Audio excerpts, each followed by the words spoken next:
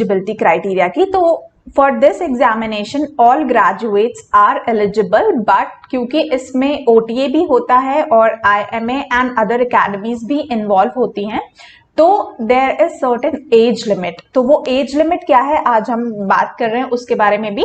सबसे पहले अगर आप आईएमए के लिए जाना चाहते हैं तो you should be unmarried and आपका जो एज होना चाहिए that would be from 19 to 24 years. उसी तरह इंडियन नेवल एकेडमी की बात करूं तो age limit goes same 19 to 24 years and unmarried. Air force academy की बात करूं तो 20 to 24 years where you should be unmarried. OTA men की बात करूं तो age is 19 to 25 years, unmarried and married both are allowed. For OTA women non technical 19 to 25, unmarried, widow and divorced. तो ये सारी कैटेगरीज हैं जो कि एलिजिबल हैं apart from being graduate. This is the eligibility criteria जो fulfil conditions ये हो सकती हैं। पेपर पैटर्न की अगर हम बात करें अब, तो जो सीडीएस का पेपर है that is bifurcated into 3 sections में आता है ये एग्जामिनेशन। फर्स्ट सेक्शन इज आपका इंग्लिश का सेक्शन होता है, सेकेंड सेक्शन आपका जनरल नॉलेज होता है and third section elementary mathematics होता है। Now all those who are going for OTA उनके लिए सिर्फ 2 ही सेक्शंस होते हैं इस एग्जामिनेशन में, that is English and general knowledge. So mark it very clearly, कोई कंफ्यूजन ना रहे। All those who are going for OTA, OTA के लिए आपका सिर्फ 2 एग्जामिनेशंस होते हैं, English and GK, that's it. Maths is not required. For other than OTA, Maths is eligible, तो आपके 3 पेपर्स हो गए, ठीक है। अब पेपर पैटर्न की अगेन बात करते हैं। इंग्लिश के आपके आते हैं 120 क्वेश्चंस जो कि 100 मार्क्स के होते हैं। General knowledge also goes the same, 120 questions आते हैं आपके, 100 मार्क्स होते हैं। एंड एलिमेंट्री मैथमेटिक्स 100 क्वेश्चंस आते हैं और टोटल ऑफ 100 मार्क्स। ऑलराइट, सो जो ओटीए के लिए जाएंगे वो सिर्फ इंग्लिश एंड मैथ्स का करेंगे, मैथमेटिक्स आपके लिए एप्लीकेबल नहीं है। I am repeating it again and again. Next, sectional cutoff is required. So this paper is little bit of difficult as compared to FCAT। अगर मैं बात करूं, अगर आप FCAT का एग्जामिनेशन देते हैं वहां पे क्या होता है, जो प्रॉपर कट ऑफ होती है, एक जो कट ऑफ जाती है एग्जामिनेशन की, अगर आप उतना अचीव कर लेते हैं इररेस्पेक्टिव ऑफ एनी सेक्शन की, जैसे पेपर 2-3 सेक्शंस में डिवाइडेड होता है, जैसे यहाँ पे अगर मैं बात करूं तो इंग्लिश, मैथ्स एंड जीके, तो यहाँ पे आपको तीनों सेक्शन में एक क्वालिफाइंग मार्क्स लेके आने पड़ेंगे। And qualifying marks does not assure कि आपने पेपर क्वालिफाई कर लिया। क्वालिफाई हर सेक्शन में करने के साथ साथ आपको उस कट ऑफ को भी क्रॉस करना होगा। So this is the difference and this makes this paper little bit of difficult, क्योंकि आपको तीनों सेक्शन को क्लियर करना होता है। तो हमें अपनी स्टडीज को इस वे में करना होता है so that we get the minimum desired score जो कट ऑफ की जाती है, और साथ ही उसके हम सारे सेक्शंस को 20% के साथ एटलीस्ट क्लियर करें, यानी मिनिमम एलिजिबिलिटी क्राइटेरिया हम सेक्शंस का क्रॉस करें apart from getting the total minimum required marks to clear the examination. तो इसीलिए थोड़ा सा हार्डवर्क करने की जरूरत इसमें ज्यादा होती है। अगर मैं मार्किंग स्कीम की बात करूं तो अप्रोक्सीमेटली आपको 0.83 मार्क्स पर क्वेश्चन मिलते हैं in English and GK, and 1/3 की नेगेटिव मार्किंग होती है। मैथ्स के लिए इट्स ऑलमोस्ट 1 मार्क पर क्वेश्चन। ऑलराइट, अब रिवील करते हैं इंग्लिश के सिलेबस की। तो इंग्लिश में हमने बोला था अप्रोक्सीमेटली 120 क्वेश्चंस आते हैं आपके। अब 120 क्वेश्चंस का डिवीजन क्या होता है, आपके सिनोनिम्स के 10 क्वेश्चन आते हैं, एंटोनिम्स के 10 क्वेश्चन आते हैं, रीडिंग कॉम्प्रिहेंशन के 2 क्वेश्चंस आते हैं, यानी 2 पैसेजेस होते हैं जिनमें 5-5 क्वेश्चंस होते हैं। तो टोटल आपके 10 क्वेश्चंस रीडिंग कॉम्प्रिहेंशन के हो गए। पैरा जंबल सेंटेंसेस यानी पैराग्राफ इन जंबल्ड फॉर्म आता है, उसके 10 क्वेश्चंस आते हैं। एरर स्पॉटिंग आपका 10 क्वेश्चन आता है। जंबल सेंटेंसेस को आपको सूटेबल सेंटेंसेस में अरेंज करना होता है, यानी मीनिंगफुल सेंटेंसेस में, उसके 10 क्वेश्चन आते हैं। इडियम एंड फ्रेजेस के 10 क्वेश्चन आते हैं। फिल इन द ब्लैंक्स के 10 क्वेश्चन, पार्ट्स ऑफ स्पीच के 10 क्वेश्चन, स्पेलिंग मिस्टेक्स के 10 question, sentence transformation 10 questions and direct speech के 10 क्वेश्चंस आते हैं। तो अपार्ट फ्रॉम दिस आपके सीरियस एग्जामिनेशन में कोई भी और सिलेबस इंग्लिश का नहीं आता। तो आई वुड से रेदर कि जो जो मैंने बताए हैं आप इन्हीं को फॉलो करें और इन्हीं को प्रिपेयर करें, क्योंकि exactly same amount of question आते हैं। ये पूरा का पूरा ब्लूप्रिंट है, आप चाहें तो प्रीवियस ईयर के सीडीएस के पेपर से क्रॉस चेक कर सकते हैं। बिल्कुल इसी तरह आपका जो है पूरा का पूरा इंग्लिश का पेपर आता है जिसमें 120 मार्क्स होते हैं। So I hope I am very much clear on this. और अब इसको सॉल्व करने के लिए, इसको पढ़ने के लिए क्या टेक्निक्स होनी चाहिए, आइए वो डिस्कस करते हैं। So tips for English would be कि आप daily 2 passages at least per day आज से ही प्रिपेयर करना स्टार्ट कर दीजिए, ठीक है। यानी if you want to give the exam and if you seriously want to qualify it, तो डेफिनेटली आपको रेगुलर अप होना पड़ेगा और हार्डवर्क करना पड़ेगा। सो ज्यादा आपको टाइम नहीं देना है, क्योंकि इंग्लिश सेक्शन जो है काफी स्कोरिंग सेक्शन है एंड ये पूरा का पूरा एक डिसाइडिंग फैक्टर हो सकता है आपके सीरियस एग्जामिनेशन को क्लियर कराने के लिए। सो 100 में से यूजुअली स्टूडेंट्स का टारगेट ये होता है कि वो अपने कट ऑफ के टारगेट को यहीं से अचीव कर ले जाए। फॉर एग्जाम्पल, अगर आप इंग्लिश में अच्छा स्कोर कर ले जाते हैं अबव 70, 80 और 85, तो अगर आप 20 या 30 मार्क्स अगर आप जनरल नॉलेज में गेन कर लेते हैं या अपने सेक्शनल कट ऑफ को भी क्लियर कर लेते हैं, तो आप इजीली जो है इस एग्जाम को क्वालिफाई कर ले जाएंगे, ठीक है। सो इसीलिए इंग्लिश बहुत ही ज्यादा स्कोरिंग सेक्शन है, बहुत ही ज्यादा इजी सेक्शन है, सिर्फ थोड़ा सा हार्डवर्क करने की जरूरत है और वो हार्डवर्क भी बहुत इजीली हो जाएगा। कैसे हो जाएगा देखते हैं।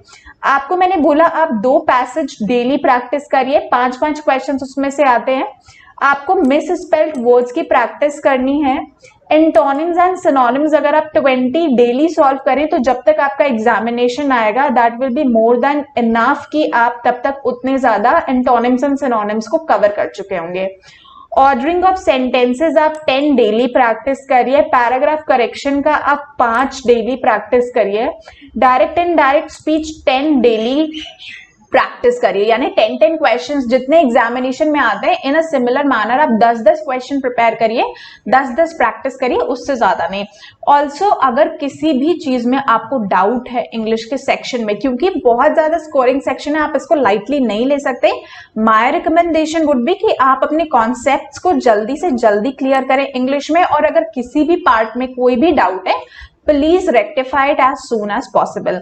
और जैसे मैं बार बार बोल रही हूँ, this is the most important thing I want to tell you कि it is most scoring section which can help you actually clear the exam.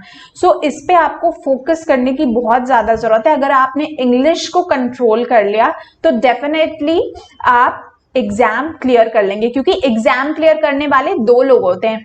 80% वो लोग होते हैं जिन्हें ये पता होता है कि we want to give this examination but उतनी ज्यादा हार्डवर्क एंड एफर्ट नहीं करते। एंड 20% पीपल आर दोज जो पता होता है जिन्हें एग्जामिनेशन है और वो प्रिपेयर करने लगते हैं because they are serious for the examination. Now it is your criteria, it is your choice कि आपको किस कैटेगरी में आना है। Whether you want to become a person जो एग्जाम दे के आए एंड ही शुड और शी शुड बी अश्योर्ड कि यस मैं तो एग्जाम दे के आ गई and I am very much sure कि मेरा एग्जाम क्लियर होगा और अब मैं अपने SSBs के लिए प्रिपेयर करूंगी। Second category of people are those जो एग्जाम दे के आते हैं और वो डिलेमा में रह जाते हैं तो कि हमारा पता नहीं एग्जाम क्लियर होगा या नहीं होगा, एंड उस चक्कर में SSB भी प्रिपरेशन ठीक से नहीं करते। उनके SSB डेट्स अगर आ जाती है, अगर उनका लक अच्छा होता है, और फिर वही है कि यू बिकम अ रिपीटर। तो चॉइस आपके हाथ में है। If you are serious for the examination, if you are desirous for the uniform, my suggestion is start preparing, do not wait. Next, GK के सिलेबस की बात करूं तो जीके, क्योंकि this examination is conducted by UPSC and थोड़ा सा pattern इसका UPSC से मिलता है, so definitely yes you need to work hard. और जीके में सबसे पहले आपको करंट अफेयर्स क्लियर करना होगा, क्योंकि यहाँ पे कोई सेग्रीगेशन नहीं होता, कोई बाइफिकेशन इस सेक्शन में नहीं होता। किसी भी सेक्शन से कितना भी वेटेज एट टाइम्स आ सकता है, बट यूजुअली क्या होता है, अक्सर देखा गया है कि सीडीएस में करंट अफेयर्स काफी ज्यादा मैटर करता है। करंट अफेयर्स में भी डिफेंस रिलेटेड सबसे पहले अगर कोई न्यूज आती है तो you cover that, then sports related अगर कोई करंट अफेयर्स है, फिर इकोनॉमी आता है, फिर आपके इंटरनेशनल नेशनल्स आते हैं, ठीक है। तो अगर इनसे रिलेटेड जो भी करंट अफेयर्स हैं, आप सबसे पहले अपने करंट अफेयर्स को प्रिपेयर करें पास्ट 6 मंथ्स मिनिमम, और अगर आपके पास टाइम हो तो आप उससे 1 और 2 मंथ्स आगे बढ़ सकते हैं, ठीक है। तो इस तरह से आपको अपने करंट अफेयर्स को करना है। उसके बाद आता है आपका स्टैटिक जीके का section. Static GK is very common और इससे भी कम से कम 2 से 3 क्वेश्चंस पूछ लिए जाते हैं एग्जामिनेशन में। स्टैटिक जीके में क्या आता है आपका, जैसे कोई डे या थीम उससे पूछ लिया, किसी पर्टिकुलर डेट पे कौन सा डे सेलिब्रेट होता है पूछ लिया, आपके wild life sanctuaries, national parks, bird sanctuaries, ठीक है, या फर्स्ट मैन फर्स्ट वुमेन, इस तरह से क्वेश्चंस आपसे पूछ ले जाते हैं। हेरिटेज साइट से क्वेश्चंस आ जाते हैं इस एग्जामिनेशन में।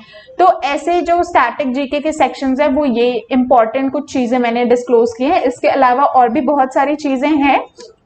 So if you want to prepare GK syllabus, तो my notes are always there. आप www.governmenttrackers.com पे विजिट कर सकते हैं। वहां पे मेरे नोट्स का प्रॉपर कंपाइलेशन है, जहां पे you'll be getting 250 plus PDFs and बहुत ही नॉमिनल रेट पे the course is going on. You just visit. If you feel like having the material of the worth rate, then you can buy it.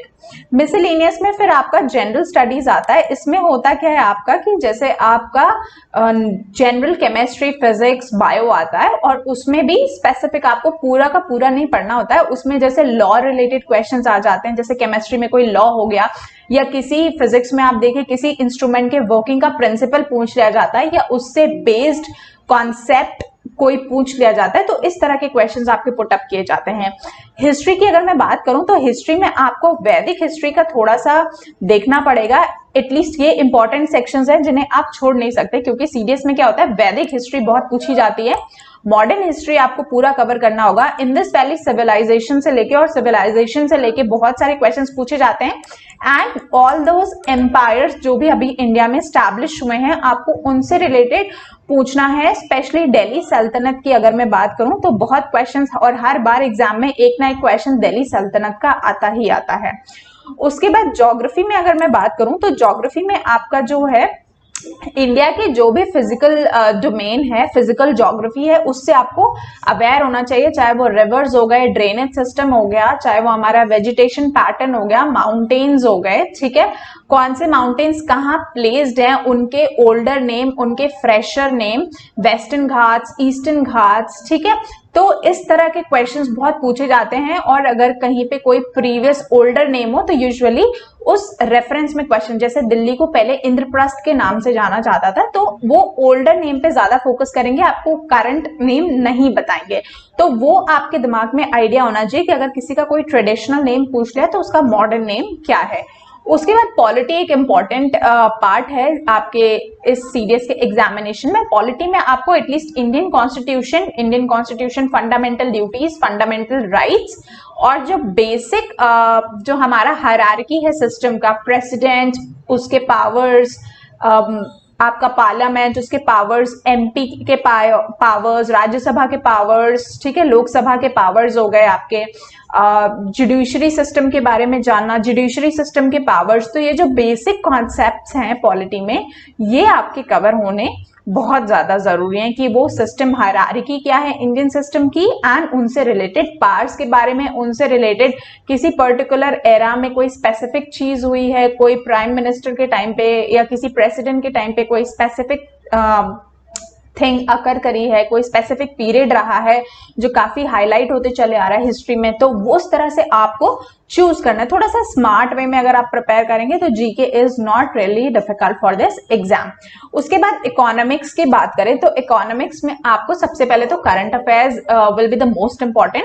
Current affairs के बाद अगर कुछ important होता है तो वो ये होता है कि जो भी बेसिक टर्म्स एंड कॉन्सेप्ट्स होते हैं इकोनॉमी से related, what is GDP, various types of taxes, ठीक है, तो इस तरह के क्वेश्चंस आपसे पूछ ले जाते हैं इन फॉर्म ऑफ डेफिनेशन। तो हमें एट टाइम्स क्या होता है कि डेफिनेशन हमारे सामने होते हैं या फुल फॉर्म्स बहुत ज्यादा, जीडीपी का फुल फॉर्म क्या है, ठीक है। वेरियस टैक्सेस एंड रिफॉर्म्स पूछ ले गए, उनमें बहुत सारे फुल फॉर्म्स आते हैं। Various there are various organisations, various banks, उनके फुल फॉर्म्स, उनके इंटरनेशनल ऑर्गेनाइजेशंस, उनके हेडक्वार्टर्स।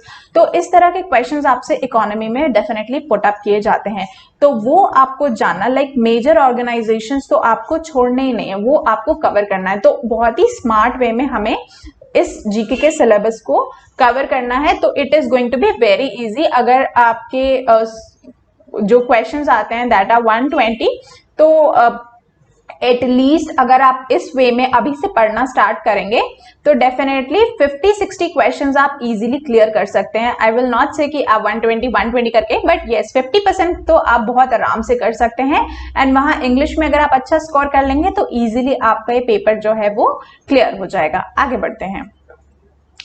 जीके सेक्शन के लिए जो मेरे टिप्स रहेंगे वो ये रहेंगे कि एटलीस्ट आप जो न्यूज़पेपर है उसे 6 मंथ्स बिफोर से एवरीडे का न्यूज़पेपर देखें, जिसमें से आपको पॉजिटिव न्यूज कलेक्ट करनी है। ठीक है, न्यूज में भी do not focus on political news, positive news collect करनी है related to defence, related to economy, related to Indian geography, ठीक है, और समथिंग नेशनल और इंटरनेशनल जिसने वास्ट पॉपुलेशन या सोसाइटी में एक ड्रास्टिक चेंज करा है। तो हमें इस तरह की न्यूज पे फोकस करना है। Static GK can never be change. तो स्टैटिक जीके में जो इंपॉर्टेंट सेक्शंस हैं there is specific patterns. Static GK तो वैसे बहुत बड़ा है, बड़ा प्रीवियस पेपर्स उठा के भी देख सकते हैं। या स्टैटिक जीके के कुछ स्पेसिफिक सेक्शंस हैं जो हर एग्जाम्स में पूछे जाते हैं, तो वो आपको यहाँ पे कवर करना रहेगा। Defence system, Indian defence system को प्लीज कवर करिएगा, चाहे उसकी हायरार्की हो, चाहे उसके वेपन्स हो, मिसाइल्स हो, लेटेस्ट डिफेंस डील्स हो, डिफेंस आपके अपॉइंटमेंट्स हो। तो डिफेंस सिस्टम को आपको बिल्कुल भी छोड़ना नहीं है। जनरल स्टडीज में मैं ऑलरेडी बता चुकी हूँ, जो आपका फिजिक्स, केमिस्ट्री, बायोलॉजी आता है उससे रिलेटेड जो लॉज हो गए, रूल्स हो गए, एंड पर्टिकुलरली कुछ सेक्शन जैसे वर्क फोर्स, प्रेशर, इनसे रिलेटेड क्वेश्चंस हर एग्जामिनेशन में आपको मिलेंगे। केमिस्ट्री में आपको केमिकल फॉर्मूला, केमिकल रिएक्शन, ठीक है, एसिड बेसिस, इस तरह के क्वेश्चंस बहुत मिलेंगे। जीके सेक्शन के लिए वन थिंग इज दैट कि जो आप, क्योंकि जीके सेक्शन बहुत वास्ट होता है, so you actually need to figure out कि कौन सा मटेरियल आपके लिए सूटेबल होगा। इसीलिए आपको जीके सेक्शन में एक मटेरियल रखना है। You have to rely properly on that and you have to keep revising and be regular. तो जीके सेक्शन अगर आपने बहुत ब्रॉड कर लिया तो at the time of your revising it is going to be really difficult कि आप उसमें से रिवाइज कर पाए। इसीलिए जीके को आपको लिमिटेड रखना है, बट यस जो मटेरियल हो वो ये हो कि ऑथेंटिक हो एंड प्रीवियसली उस तरह के क्वेश्चंस पूछे गए हों। My notes are also available as I said on www.governmenttrackers.com, जहां पे आपको 250 प्लस कंपाइलेशंस मिलेंगे पूरे सीडीएस कोर्स के लिए, and that will be sufficient. उसके अलावा आपको बाहर से पढ़ने की कोई जरूरत नहीं होगी and the price is very nominal. उसके साथ साथ आपको बहुत सारी एड्स ऑन मिलेंगी, like free membership, newspaper subscription for 6 months and various other things. And it is the cheapest course available in the market till now. So if you feel like having worth of the amount that you're paying, so you can go and buy over there. अब बात करते हैं math section की।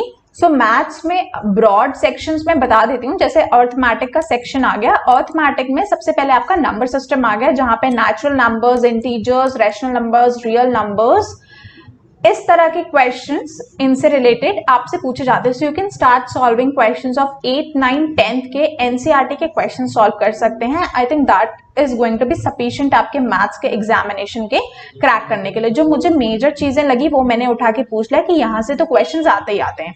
Then comes your unitary method, जहां पे आपके time and distance related question आ जाते हैं, time and work related question आता है, परसेंटेज रिलेटेड क्वेश्चंस आते हैं, simple and compound interest, profit loss, ratio proportion, ऐसे क्वेश्चंस तो हमेशा एग्जामिनेशन में पूछे जाते हैं। तो this complete section in arithmetic आपका बहुत इंपॉर्टेंट हो जाता है।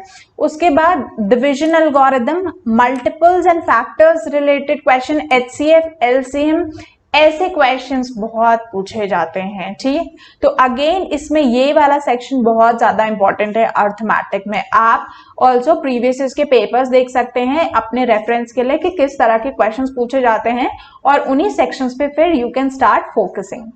Next important topic is algebra. अब एलजेब्रा के अंदर सब टॉपिक्स जो हैं वो आपके वो सिंपल फैक्टर्स पूछ लिए गए हैं यहाँ पे। थ्योरम्स पूछ लिए गए हैं, LCM, HCF, definitely polynomials, quadratic equations and relation between roots and coefficients, ठीक है।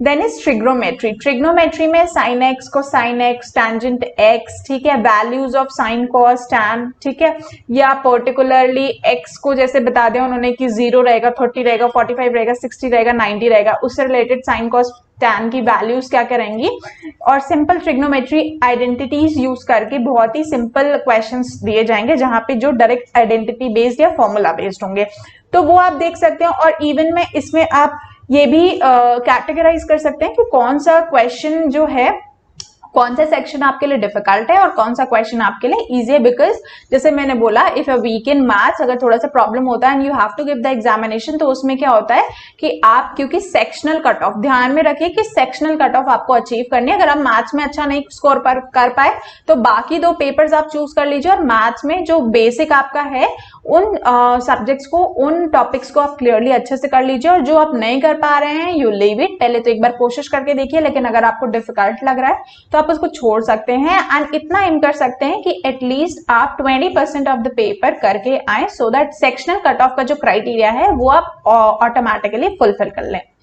फिर बात करते हैं हम ज्योग्राफी की। ज्योग्राफी में आपके lines and angles, planes and figures, theorems आ गए, प्रॉपर्टीज आ गए वेरियस एंगल से रिलेटेड, कॉन्ग्रुएंसी ऑफ ट्राइंगल से रिलेटेड, मीडियंस, एल्टीट्यूड्स, ठीक है, फिर properties and formulas of parallelogram, rectangle, square, like basic formulas, आपका सिलेंडर हो गया, कोन हो गया, सर्कल्स हो गया। तो इस तरह के आपको फॉर्मूलाज, मैंने बोला इसमें याद करने की बहुत जरूरत है, क्योंकि डायरेक्ट फॉर्मूला बेस्ड क्वेश्चन आता है, ऐसा भी नहीं कि बहुत लंबे लंबे क्वेश्चन आते हैं which you have to keep solving. Direct formula based question with small tricks आते हैं और वही आपको करना होता है। फिर मेंसुरेशन की बात करें तो area, square, rectangle, parallelogram, triangle, field, ठीक है, surface area, volume, lateral surface area, इस तरह के क्वेश्चंस आते हैं, तो ये भी आपके डायरेक्ट फॉर्मूला बेस्ड हैं, you can rearrange them according to your preference. उसके बाद आता है आपका स्टैटिस्टिक्स का। स्टैटिस्टिक्स में आपका डेटा रिलेटेड क्वेश्चन आ जाता है, collection, tabulation, statistical data, geographical representation, frequency polygons, histogram, bar charts आ जाते हैं, पाई चार्ट्स आ जाते हैं, और उन पे बेस्ड क्वेश्चंस आ जाते हैं जो आपको सॉल्व करना होगा। तो ये थे आपके मैथ्स के मार्क्स डिस्ट्रीब्यूशन। जो टिप्स फॉर मैथ्स होगी दैट इज, पहले तो आप रीऑर्डर कर लीजिए कि कौन सा सेक्शन आपके लिए हार्ड है, कौन सा सेक्शन आपके लिए वीक है। उसके बाद डेली आप जो सेक्शन इजी है डेली आप उससे प्रैक्टिस करना शुरू करिए, ताकि आपके उसमें काफी अच्छा और एक्सपीरियंस हो जाए। जो बेसिक फॉर्मूलाज हैं उन्हें आपको रिमेंबर करना पड़ेगा, so keep revising formulas every day. Also क्योंकि मैथ्स है, टाइम टेकिंग हो सकता है, इसके चक्कर में हमारे बाकी के क्वेश्चन छूट सकते हैं। सो फर्स्ट वुड बी कि आप मैथ्स लें, अगर आपको कोई क्वेश्चन ना आ रहा हो तो आप आगे बढ़े, एटलीस्ट पूरे मैथ्स के पेपर को एक बार देखें जरूर कि कौन से क्वेश्चंस आपको आते हैं। तो फटाफट आप क्या कर सकते हैं, पेंसिल से क्वेश्चंस को टिक कर सकते हैं, so that it is easier for you to identify कि यस ये क्वेश्चंस आपको आते हैं और ये क्वेश्चन आप इजीली सॉल्व कर सकते हैं। और जो क्वेश्चन आपने टिक नहीं किए हैं वो आपको पता है कि that are going to take time, तो उससे easily you can get a count also कि आपने 20% को सेक्शनल क्राइटेरिया को क्लियर ऑफ किया है या नहीं किया है, ठीक है। तो टाइम मैनेजमेंट का बहुत ध्यान रखना है, किसी भी क्वेश्चन में ज्यादा लंबा टाइम नहीं देना है। आप अपनी ट्रिक्स बना सकते हैं सॉल्व करने के लिए या फॉर्मूलाज को याद करने के लिए, ये इंडिविजुअल टू इंडिविजुअल वेरी करता है। एंड जो भी टॉपिक्स मैंने लिस्ट आउट किए, एटलीस्ट 5-5 क्वेश्चंस अगर आप सॉल्व करते हैं तो मैं कहूंगी कि 40-50 क्वेश्चंस हो गए आपके मैथ्स के सॉल्व करने के लिए। तो आप डेली अगर इतना सॉल्व करेंगे तो नवंबर तक definitely you are going to clear lot and you are going to cover lot many portions, and उसके बाद कोई डाउट नहीं रह जाएगा कि आप इस सेक्शन में भी मास्टर बन जाएंगे, ठीक है। अब tips for the complete series paper ये रहेंगी कि सबसे पहले you need to understand the paper very carefully. Pattern मैंने आपको पूरा का पूरा बता दिया, you can go it through again once again, ठीक है, go through it in detail once again. Previous paper को अपने सामने रखिए, इस ब्लूप्रिंट के साथ आप मैच करिए और उसके बाद सेल्फ एनालिसिस करिए कि यस इज इट देयर और not. Rely on limited source for study, जैसे मैंने बोला कि आपको बिल्कुल लिमिटेड सोर्स चूज करना है, क्योंकि पैटर्न और सिलेबस बहुत वास्ट है और जितना बताया अगर आप इतना फॉलो कर लेंगे तो आप एग्जामिनेशन क्लियर कर लेंगे, क्योंकि हमारा एम है एग्जाम क्लियर करना और एसएसबी के लिए अप्रोच करना। जब भी आप पढ़ रहे हो स्पेसिफिक रहिए बिल्कुल स्टडी के लिए, क्योंकि जैसे मैंने बोला paper is little bit of difficult and ये स्मार्ट स्टडी ही इसमें काम करेगी। अगर आप आज से सारा सिलेबस लेके बैठते हैं तो you can not actually cover the complete syllabus also, और फिर आप एग्जामिनेशन जाके देंगे तो वहां पे कोई फायदा नहीं होगा। प्रैक्टिस पेपर्स को सॉल्व करिए, यूजुअली जो अनसॉल्व पेपर्स हैं उनको ट्राई करिए आप सॉल्व करने को, क्योंकि आंसर लिखा होता है तो एक ह्यूमन साइकोलॉजी होती है कि हम आंसर देख के फिर बिल्कुल उसी के जैसा सॉल्व करते हैं। तो पहले क्या करिए कि आप कुछ पेपर्स अनसॉल्व प्रैक्टिस करिए, उससे क्या होगा कि आपको पता चलेगा जब आंसर्स नहीं होंगे उस पेपर में तो आपको पता चलेगा कि आपको सॉल्व करना और यहाँ पे आपको प्रॉब्लम आ रही है, ठीक है। तो ऑटोमेटिकली चीजें आपके सामने होंगी। तो रेदर देन पहले सॉल्व उठाने के पहले आप अनसॉल्व पेपर से प्रैक्टिस करना स्टार्ट करिए। सॉल्व पेपर के लिए अभी हमारे पास काफी टाइम है। अगर आप सीरियस प्रिपरेशन कर रहे हैं and you are actually desirous for the uniform, तो मैं कहूंगी रेगुलर रहिए अपने स्टडीज में। Every day you need to study, every day you need to revise, ठीक है। अगर आपके पास अपना material that is well and good, I am not saying, but yes I have the compound material, I have my own notes, तो I can share you with all of you. So there is a course that is there CDS written examination का, where you will be getting 250 plus, जैसे मैंने blueprint discuss करा तो 250 plus combined PDFs, previous papers आपको मिलेंगे, specific material मिलेगा, doubt sessions होंगे if required, weekly assignments, preparation strategies, unlimited hours है, यानी जब तक आपका एग्जामिनेशन नहीं हो जाता। You have your own flexibility, आप जब चाहे तब पढ़ सकते हैं। आपको करंट अफेयर के नोट्स मिलेंगे, success tips and tricks and SSB and medical guidance भी आपको मिलेगी। Apart from this you will be getting newspaper subscriptionship, free membership and current affairs, magazines weekly as well as monthly.